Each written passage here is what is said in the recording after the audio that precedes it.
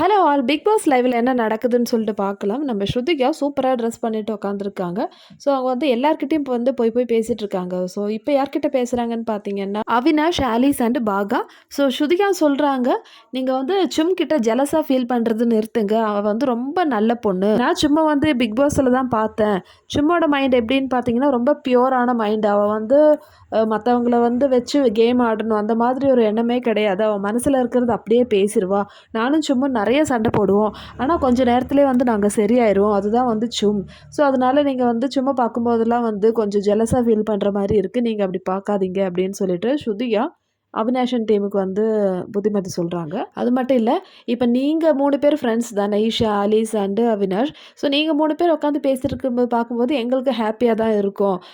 அவங்க சூப்பர் ஒரு friendship maintain பண்ணுறாங்களேன்னு சொல்லிட்டு. ஸோ அதே மாதிரி நீங்கள் மற்றவங்களையும் பாருங்கள், மற்றவங்கள பார்த்து ஜெலஸ் பண்ணாதீங்கன்னு சொல்லிட்டு நல்ல ஒரு அட்வைஸ் கொடுக்குறாங்க. இதுக்கு முன்னாடி அவினாஷோட கேரக்டர் பார்த்தீங்கன்னா, அந்த அளவுக்கு வந்து ஸ்ருதிகா பேசுகிறதெல்லாம் வந்து கவனிக்க மாட்டாங்க.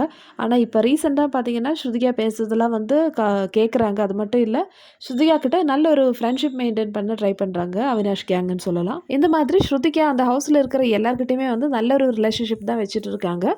ஸோ இது பார்க்குறதுக்கே வந்து அவ்வளோ சூப்பராக இருக்குது. அப்போ ஓகே மக்களே, இந்த வீடியோ பிடிச்சிருந்தா சேனல் லைக் பண்ணுங்கள், ஷேர் பண்ணுங்கன்னு சப்ஸ்கிரைப் பண்ணால் இதே மாதிரி அடுத்த வீடியோவில் பார்க்கலாம்.